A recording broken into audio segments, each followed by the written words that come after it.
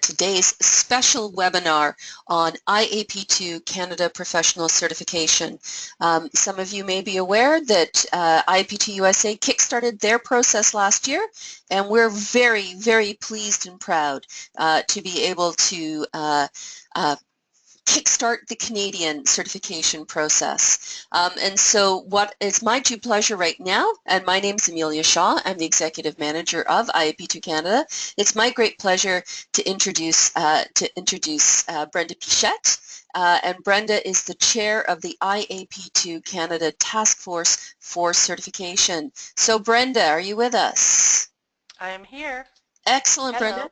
Hey, so we're going to kickstart today's session, and it is being recorded, so over to you. Thank you so much, Amelia, and thank you all for participating in this webinar today. As Amelia said, we're pretty excited to be at this point where we can bring certification to our membership here in Canada. There has been a lot of work done to get us to this point. I have chaired the Canadian Task Force since January. I was a member of the IAP2 USA Task Force, and that task force has been meeting since November 2013. We're very pleased to announce that we will host an assessment center this fall in Canada, and to do that we are starting the opening of applications right now. The U.S. team hosted a pilot for the program at the 2015 North American Conference that was held in Portland last year, and there were many lessons learned, and there has already been a first level of refinement to the program. So we're really lucky to be able to sort of build on what's been done down in the States. The purpose of this webinar is to tell you about the certification program and how you can apply for certification. I'd like to start with just a little bit of background on the certification work and how we got to where we are. With the blessings of IAP2 Federation and help from Southern Africa and from us here in Canada, IAP2 USA developed the certification program. To accomplish the work, the IAP2 USA Board of Directors convened that task force and offered some financial support to help us sort of move things ahead. So Brenda? The task force was, yeah? Brenda, sorry, I just wanted to interrupt for just a second because I want to double check and see if you're changing your PowerPoint slide. Because no, not yet. Not yet. Okay, great. And the other quick thing was that I just wanted to let people know that if they did have questions, they are more than welcome to raise their hand or to send me a question in the question box. Now, we've just received a question from the other Brenda on the line, just wondering whether or not anybody else is having trouble hearing. So if anyone else is out there, if you're having trouble with hearing, either myself or Brenda, could you please let us know, because we can hear each other at the moment, so we're presuming that all is well, but please don't hesitate to send us a question in the question box or raise your hand, and we'll come back. It looks as though other people's audio is okay, Brenda, so we're going to keep going. It's just, I needed to stop you just to make sure that we weren't talking to ourselves. So back over to you, Brenda. Thanks so much. No problem. The task force, the U.S. task force goal was to create a professional certification program for IAP2 that could serve as a template for other affiliates around the world if they wanted to define their own programs. And indeed, that's what we have gone ahead and done here in Canada. The U.S. task force met approximately twice a month since November 2013. So you can see that there's been a whole ton of volunteer hours put into developing this program. And I just, would like to honor that task force and just throw a couple of names out at you real quickly. The task force was chaired by Wendy Lowe, and they consisted of Deborah Dewar, Tina, and I always say her name wrong, Giselbrecht, Cassie Hempel, Hannah Litzenberger, myself, Ken Smith from South Africa, and Amelia and Jennifer Armstrong supported us from a staff perspective. Now let's see if our clicking works. Yay! Did you guys see the next slide? We're good. So we are indeed going to conduct a pilot center in 2016. We've opened applications June 24th. Applications will close August 4th. So if you're interested, make a note of that, and I will be talking about key dates around this in a later slide. We are waiting to determine a location based on where most of the applicants come from. So we really are hoping to sort of get an economy of scale going. If we find that most of our applicants are in the West, then indeed we will host the assessment center in the West. So we'll see how that goes. But obviously you all received an email letting you know that we're doing this, and that's how come you signed up for the webinar. In 2015, the U.S. team conducted a pilot for the certification program, as I said, in Portland, and we were really lucky enough to have 3 brave souls attend the pilot, and we were really pleased that they turned out to be very experienced individuals. All 3 were awarded the Master Certified Public Participation Professional level of certification, the MCP3, and I'll talk about levels in a little bit as we go along. We learned a lot during and leading up to that pilot. I participated on the U.S. team, and we here in IAP2 Canada knew we wanted to bring the program to Canada. I'm a member of the IAP2 Canada board and have been involved in IAP2 up here for many years. So I was pretty excited to have the opportunity to get involved on that international task force. So we knew we wanted to bring the program to Canada, and we struck our own task force up here on starting work in January. And the task was to take our program from the U.S. and to make sure that it was going to work here in our Canadian context. Was there anything that we really wanted to change? And indeed there was only some minor tweaking that we felt had to change things up, and that was mostly around developing criteria and skills around our need and commitment to work with our Indigenous peoples. The Canadian Task Force members are Jan Bloomfield, Gay Robertson, Nikki Anderson, Natalie Eno, Chantel Barton, and Stephanie Roy McCallum joined us at the beginning, but she had to sign off because her life just got a little bit too busy. So those are the folks that have worked with me in reviewing the U.S. and making sure it's going to work here in Canada. So what is in a word? Certified, certificate, certification. We were really motivated to move ahead with a certification program because people were presenting themselves out as being certified by IAP2 after having attended the Foundations program. So the IAP2 certificate program, now called Foundations, is not the same as being certified. So I just really wanted to lay that groundwork as we go ahead.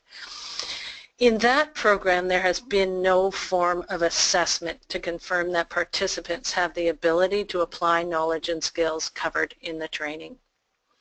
The certificate program just simply cannot cover all the essential competencies in one short week of training. Fundamentally, certification requires successful completion of a formal assessment program to confirm an individual's knowledge and skills. Certification is a credential that is bestowed on an individual who has demonstrated that they have the essential competencies necessary for a profession. Certification is not accreditation or licensing. Those are something different. So what we came up with is 2 levels of certification, and I'll go into these in a little bit more detail in a bit. So we have the Certified Public Participation Professional, the CP3, and then we have the Master Certified. The process that we put together was a 3-step assessment process. Application and portfolio, step 2, case study response, and step 3, an assessment center. And the process assesses candidates using 5 core competencies. So the core competencies were developed based on member input and include those skills that are essential for professionals working in this field. So we have P2 process planning and application skills. We have P2 event planning and implementation skills, appropriate use of P2 tools and techniques, P2 communication skills, and P2 people skills. So if we just go back for a sec, P2 process planning and application, they're the skills we need to design and conduct a P2 program. Event planning, these are the skills needed to design and implement a specific event within an overall P2 program. The use of tools, these are the skills to choose and use tools and techniques that are well suited to an event's objectives. Communication skills are the communication skills needed to effectively communicate in support of P2 endeavors. And the people skills, of course, are the people skills that are needed by professionals in our field. The core competencies were developed in consultation with IAP2 members around the world. There was 2 member engagement processes that were conducted to collect ideas from members about the knowledge, skills, and competencies that are essential to be effective in our profession.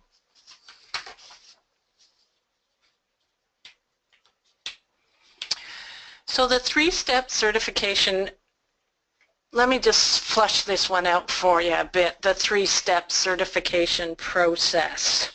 Professional certification programs typically rely on a process of independently assessing candidates. Once we defined the core competencies, the task force focused its attention on developing a process for assessing candidates to see if we could independently verify that they have the essential skills. Hence the 3-step process. The application, number 1, is designed to allow candidates to tell us about what they have done in the past. Number 2, the case study response is designed to allow candidates to provide evidence that they can perform as might be expected in a hypothetical scenario. And the actual assessment center is designed to allow assessors to observe candidates looking for evidence of a few things that we didn't think it would be possible to assess using the application or the case study. So that face-to-face time was really important in the whole process. What's important for applicants to understand is that the assessors will be looking for evidence of the core competencies throughout the entire process. Successful candidates should become thoroughly familiar with the core competencies and take advantage of every opportunity available to demonstrate their performance according to the core competencies and their related criteria. So, let me just explain a little bit on the 2 levels of certification and how that came to be. We've got the CP3 and the MCP3. Assessors determine which level is appropriate for each candidate based on performance against the 5 core competencies and their criteria. Candidates should, as I said, become thoroughly familiar with those core competencies. We really wanted to make the certification program accessible to as many members as possible, and that was where we came up with the 2 levels. The Certified Public Participation Professional category was created to cover the essential core competencies, like meaning the entire suite of skills that we think are needed to do good work in our profession. And as I said, those came from member survey. The master is for more experienced and qualified professionals and all of the skills and capability that they've acquired over the years. So we really wanted to have a level that would honor the very experienced folks that have, you know, specialties in areas and have been around and had a lot of experience in doing P2 work. So the certification process is designed to assess both levels side by side. The assessors will be looking at each candidate individually and assessing them using the core competencies and all the related criteria. We have 34 bits of criteria at the CP3 level and 30 at the MCP3. So I'm sorry this next slide didn't come out as clear as I'd like it to. I don't know how well y'all can see it, but this was, we just wanted to put this together so you could see the flow and the process. So we have very clear prerequisites to apply, and that would be that one, of course, you are a member in good standing, and two, that you have completed the foundations program. So clearly, if you haven't done those two things, then those need to be done before you can move on. Then we look at the professional experience, we look at the work samples. If those don't cut it, then you need more time to build your skills, build your expertise, and get some more professional experience. And then the demonstration knowledge, demonstration of the knowledge and the capabilities, and then we get to do the direct observation at the assessment center, which would lead to certification or not. So you can see in the boxes down below exactly where those things fit in. So we've got the prerequisites, the application and portfolio, give us your professional experience and work samples, document your experience. And then our case study is where you demonstrate knowledge and capabilities. And then the direct observation happens in an interview and assessment center. So Brenda, just a quick question. The question is, you talked about 34 core competencies for a certified public participation professional and 30 for the masters. But just to confirm, you have to have all of the CP3 before you can even think about going on for the masters. Is that correct? Yeah. Yes, that's correct. The 30 masters are a more advanced level of some of the CP3s, and some of them are only at the master's level. And when we have a closer look, I'll show you a screenshot of the document of the core competencies, but you can see how that sort of all comes to play, where we're working in the two different certification levels. So here we are, a little more of a breakdown. The specific criteria have been identified for each of the core competencies. So we've got 15 criteria at process design. We have 7 criteria at event planning, 6 criteria at tools, 8 at communication, and 1 at people skills. So some are defined only at the CP3 level and some only at the MC. Let me double check all my notes here. So to earn the CP3 designation, candidates must demonstrate they meet every criteria at the CP3 level. To earn the MCP3 designation, candidates must demonstrate they meet 80% of the master's, all the CP3 level, and then 80% of the MCP3 level criteria.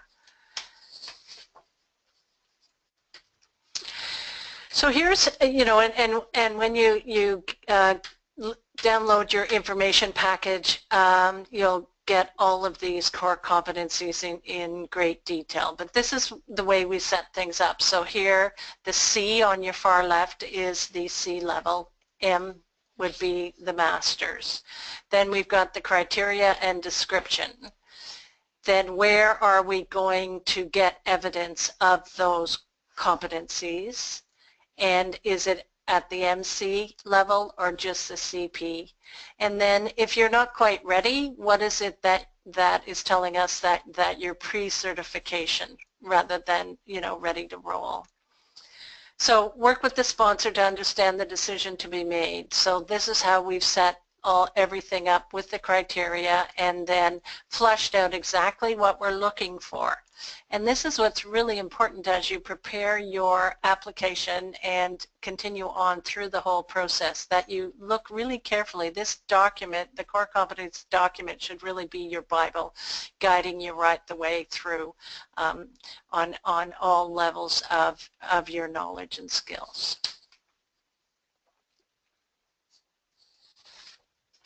So application, step one, applicants will submit an application documenting, you know, all the standard information where your education, your job history, opportunity to let us know about other certifications and memberships and relevant accomplishments and experience. We're asking for a number of references. Your application has a matrix of P2 techniques to provide the opportunity to indicate more level of experience. Your application has an opportunity for you to talk about anywhere from 3 to 5 project descriptions that you've done. And then there is a place to include a number of pieces from your portfolio. So I'll go into those all in a little bit more detail here. So here's your techniques chart. So we've listed all of the techniques. These are all of the techniques that are in the Foundations program, and we've, I think, added a few extras. So we want to know what your role was on this project in the big picture, and then what was your role in the delivery of this technique, and then at what level of the IAP2 spectrum was the technique conducted.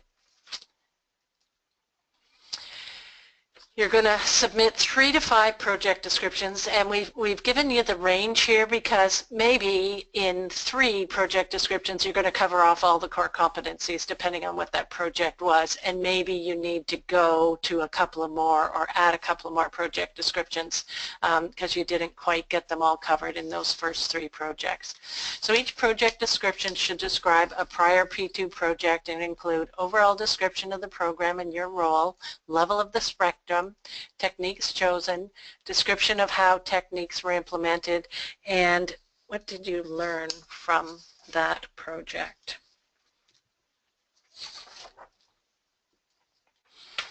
So this is just a screenshot from the application, so project name, location, sponsor. So we've really worked very hard and done a couple of reviews on the application to make sure that it's as comprehensive as possible to guide you through the whole process.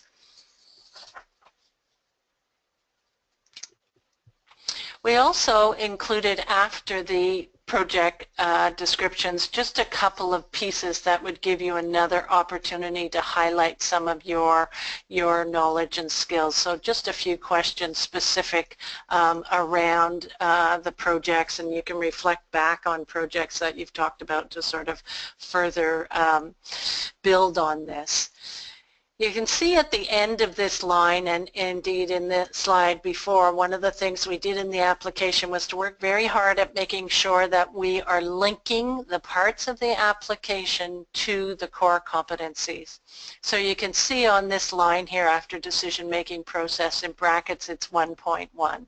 So that's the criteria that you are going to be referring to as you answer this part of the application, and we've done that all the way through the application. That was a big lesson learned from the pilot, that we sort of missed on linking direct to our criteria and core competencies, and I think that's going to make things a lot easier for all of you coming forward.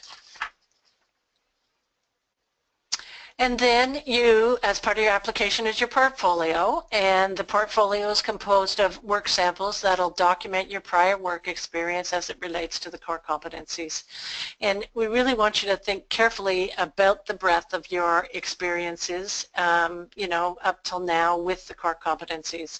You're welcome to submit up to 10 pieces that document your prior work. Yeah, giving us links or whatever the case would be. And the application provides the opportunity to describe each item. So here's our screen.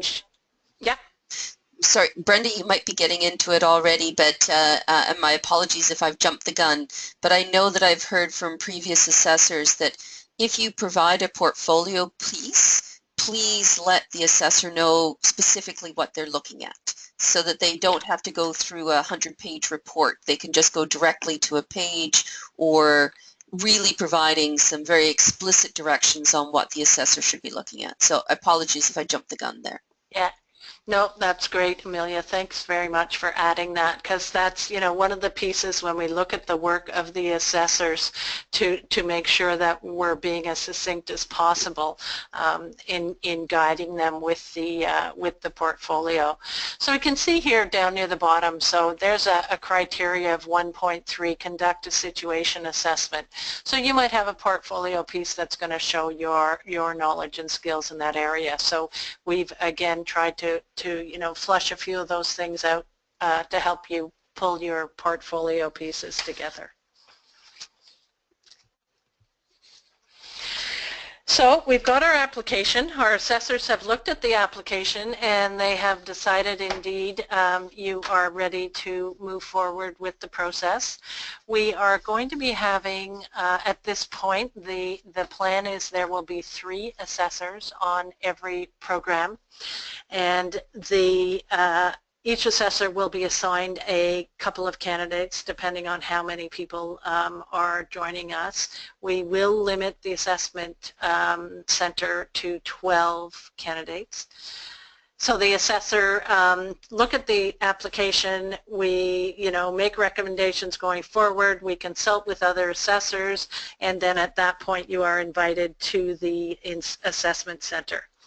You'll be provided a case study. The assessors will be developing new case studies at each center, and you have the opportunity to meet with a project sponsor who will answer questions about the project. So your project sponsor is going to be, you're going to role play with a project sponsor and get more details about the case study that you've been provided. So based on the information provided in the written case study and the meeting with the project sponsor, candidates will prepare their case study, submit their prepared responses for evaluation by the assessors, and receive feedback from an assessor. And at that point, be invited to the assessment center. So the chat with the project sponsor, that is,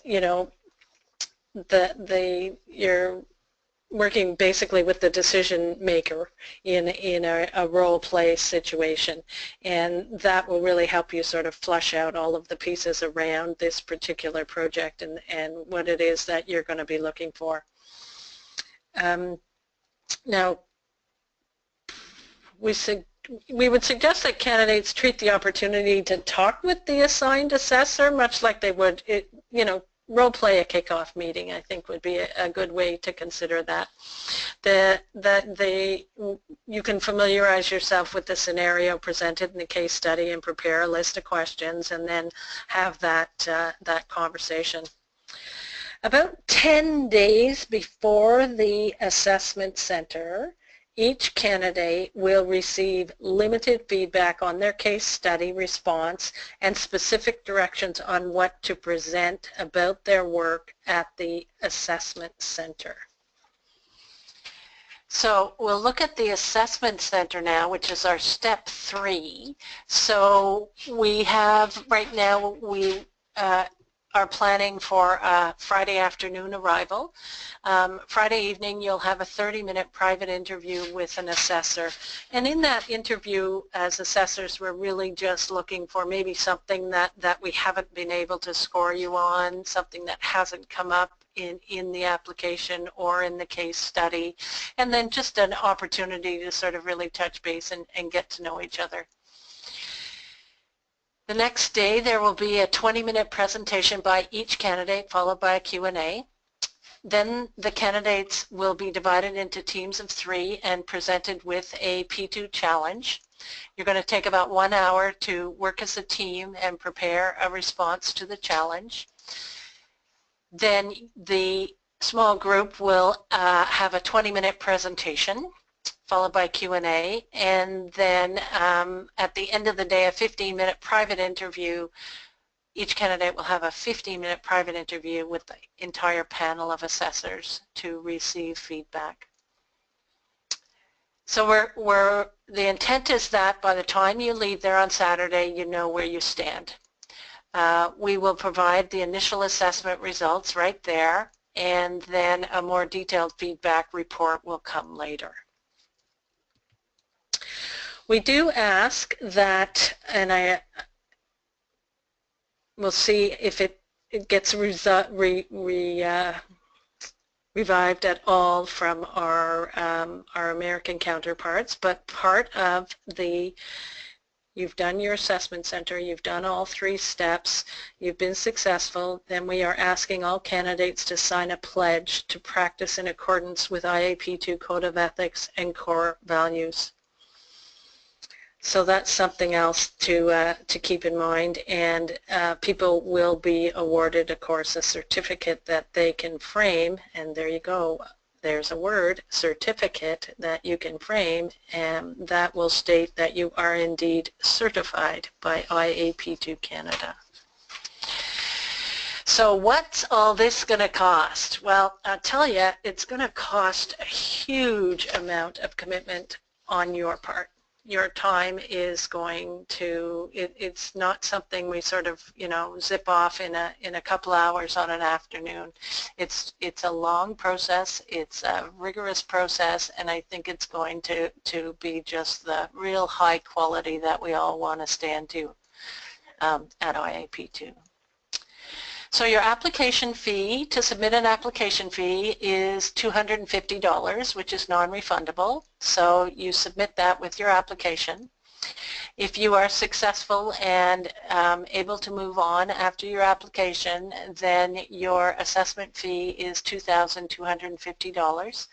And that will be invoiced upon invitation to the assessment center, and we would ask that it's paid before you get to the assessment center.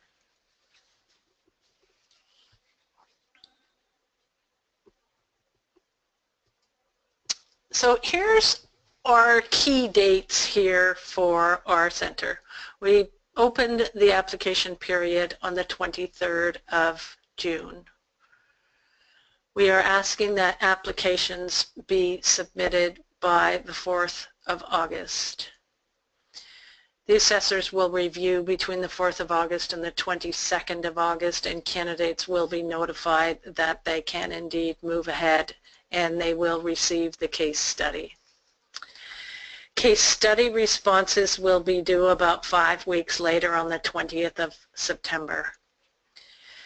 A few weeks prior to the assessment center, you will receive your final instructions in terms of what's going to happen at the assessment center and what you're presenting. The assessment center is scheduled for the 19th and 20th of November. And as I said, we'll wait and see where the bodies come from before we decide exactly where we're going to be. And then you should have all your formal feedback by the 27th of November.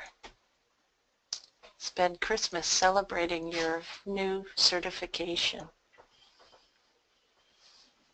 Any questions, Amelia? So no, I think everyone's certainly been listening, but I don't see any questions at the moment, but I do want to open it up just in case there are any questions from anybody.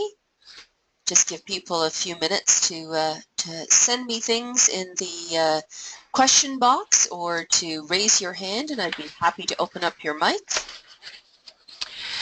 Just wanted to add, Amelia, that assessors will be making themselves available to, support people as will you in putting their applications together and some of those pieces. So there'll be lots of guidance to help you along the way. But we have a really, I think, very comprehensive information package. We've put together the frequently asked questions, the very detailed application, and then of course the core competencies document itself, which will be, as I said, your Bible as you go through all of this. So Brenda, I'm not seeing any other questions. So as you mentioned, this was a very comprehensive webinar as well. So hopefully you've answered everyone's questions, and certainly there were a few as we went along.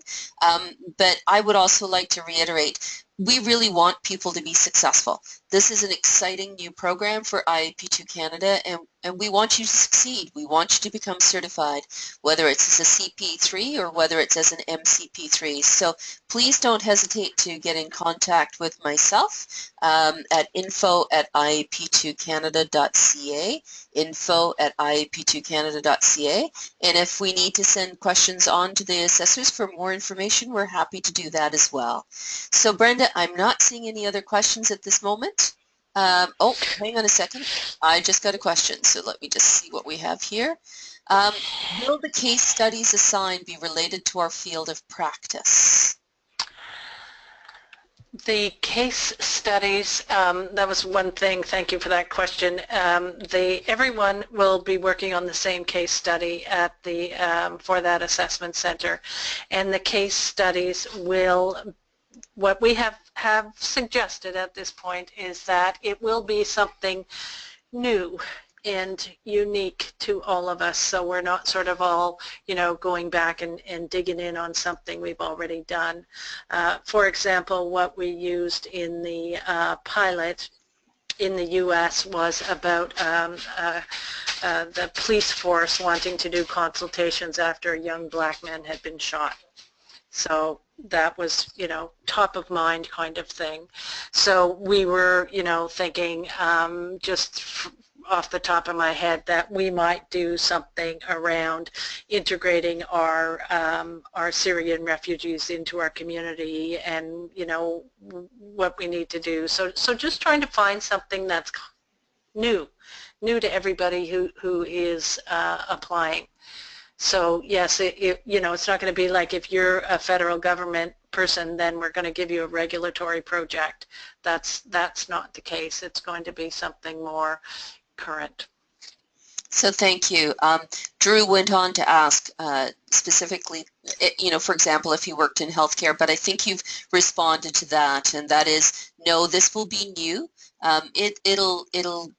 It'll be based in what's happening within our environment in Canada at this point in time, but it won't necessarily be a specific project. But it will still require everything that a specific project would require. So hopefully, Yeah. Drew said got it. Yeah. Thanks very much for that. Okay. Excellent. Yeah, because we're going to try and keep it, you know, obviously hypothetical, right? So we can have that, a little bit of creative freedom with it as well, to sort of expand on where you would go with this case study, and what sort of new, unique, different things you would do. You know, expectations of the case study. You will submit a full P2 plan with objectives, with your approaches, with your schedule, with your budget. All of those pieces is what we're expecting from your case study submission. Yeah. And that's largely why we do provide someone for you to talk to.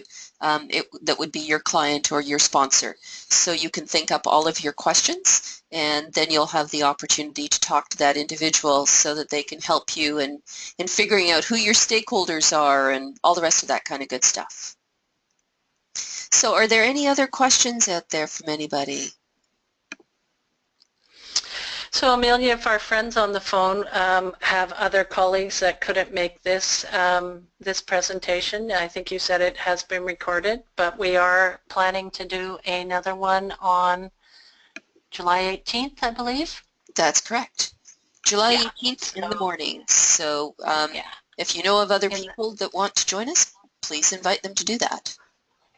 Yeah, we're really excited to be moving our profession ahead into this level of certification. I think it's, you know, my experience to date in my last years at the federal government, it got kind of frustrating where people didn't realize just how qualified we are and just our extensive, you know, realm of skills to be able to do this kind of work.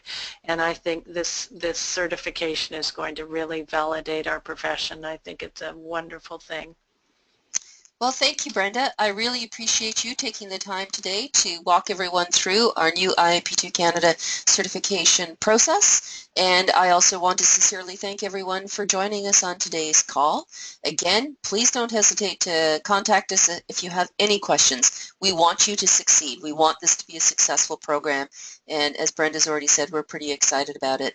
So thank you, everyone, for joining us. And we'll talk to you soon. And Brenda, Thank you. I'm going to phone you. So thanks, everyone. Okay. Take care. Bye-bye now. Bye-bye.